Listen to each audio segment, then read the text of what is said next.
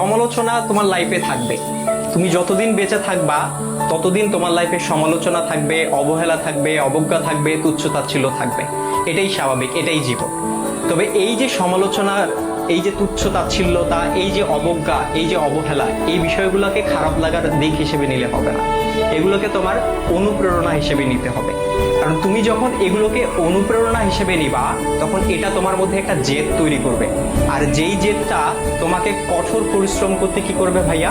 অনুপ্রাণিত করবে। তোমার কঠোর পরিশ্রম করতে গিয়ে তোমার সব ধরনের ক্লান্তিগুলোকে দূর করে দিবে। আর যখন তুমি একবার কঠোর পরিশ্রম করতে শিখে যাবা, তখন স্যাক্রিফাইসের যে বিষয়টা, এই বিষয়টা তোমার মধ্যে অটো চলে আসবে। সুতরাং এই যে, আর সবকিছুর সাথে যদি বলো যে এই যে সমালোচনা, এই সমালোচনার